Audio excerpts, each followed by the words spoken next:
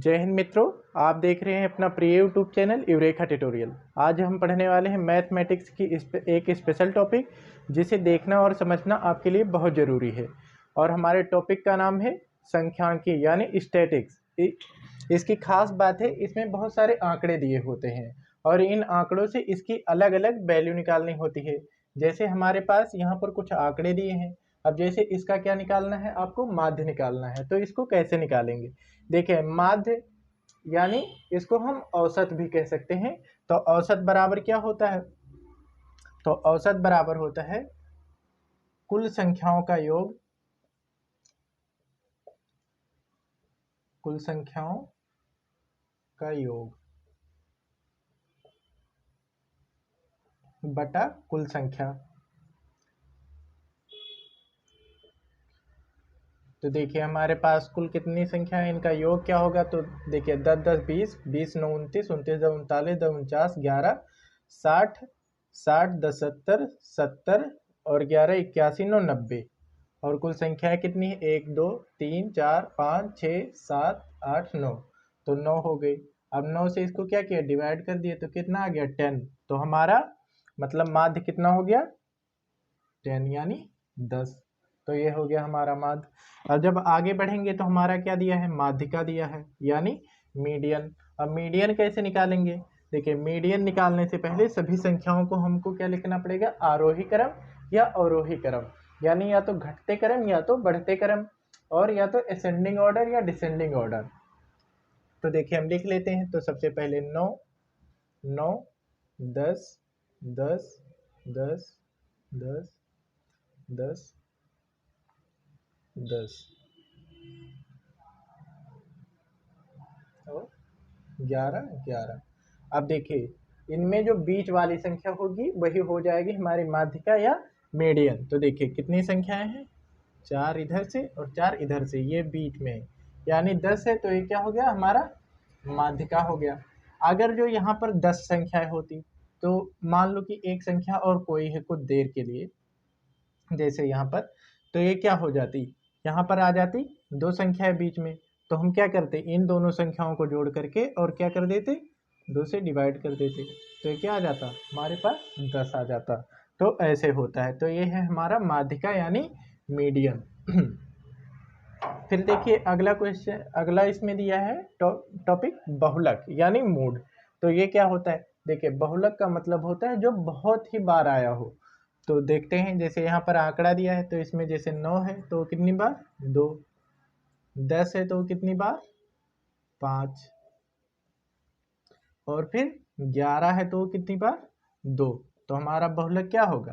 5, यानी 5 बार जो आया है 10। तो ये हो गया हमारा बहुलक। ऐसे कोई दूसरा भी आंकड़ा हो सकता है, कोई दूसरी भी संख्या आ सकती है। तो इसमें कोई चिंता करने की जरूरत नहीं। जैसे यहाँ पर सब चीज़ें एक ही जैसी आ गई हैं तो इससे कोई दिक्कत नहीं है, अलग अलग भी आ सकता है।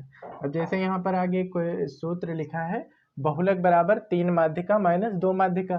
तो कई बार क्या होता है कि हमको फंसाने के लिए एग्जाम में माध्य और बहुलक दिया रहेगा, आपको माध्यिका बताना है। या कई बार होगा कि माध्य और बहुलक दिया रहेगा तो माध्यिका बताना है। तो कई बार क्या होगा कि माध्यिका और बहुलक दिया है तो माध्य बताना है।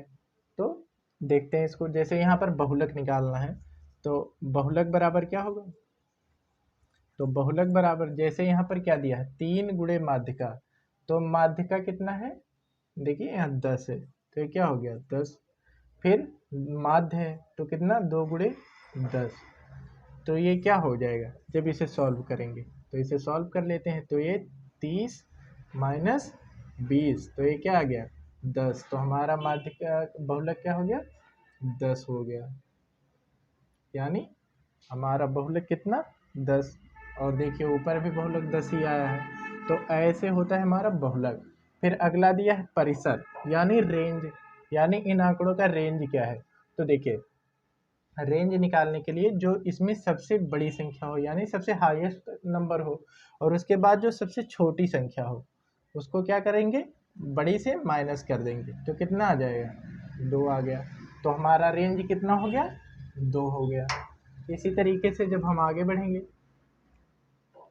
तो अगला दिया है विचरण यानी प्रसरण या प्रसार, कुछ भी आप इसे कह सकते हैं। तो देखिए इसे निकालने के लिए हमको ज़रूरत पड़ेगी माध्य से, और माध्य ले करके उसमें से जो ये आंकड़े दिए हैं उनको क्या करेंगे, घटाएंगे, फिर उसके ऊपर रूट लगाएंगे। तो देखिए जैसे यहाँ 10 में से 10 गया तो क्या 0, फिर 10 में से 10 गया तो 0, फिर 10 में से 9 गया तो 1, और 1 का रूट लगाएंगे तो 1 ही होगा। फिर 10 में से 10 गया तो 0, फिर 10 में से 10 गया तो 0, और 10 में से 11 घटाएंगे तो -1 बचेगा, और 1 का रूट करेंगे तो +1 हो जाएगा, मतलब 1 हो जाएगा। फिर 10 में से 10 गया तो 0, फिर यहाँ पर भी 1 हो जाएगा यानी 1 हो जाएगा, फिर यहाँ पर भी 1 हो जाएगा, और टोटल कुल कितने हैं 9 है। तो जोड़ लेते हैं, तो 1 2 3 4, तो ये क्या आ गया 4/9, यानी हमारा विचरण या प्रसरण कितना आया 4/9 आ गया। अब देखिए ऐसे निकालना है, आप कोई भी आंकड़े दिए हो तो निकाल सकते हैं। आगे दिया है मानक विचलन यानी एसटी यानी स्टैंडर्ड डेविएशन।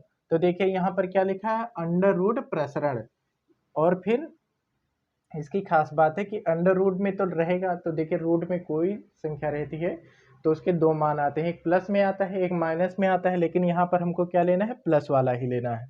तो देखिए प्रसरण कितना आया है 4/9, तो रूट 4/9, तो ये क्या हो जाएगा 2/3 हो जाएगा। यह हो गया हमारा स्टैंडर्ड डेविएशन यानी प्रसरण यानी मानक विचलन।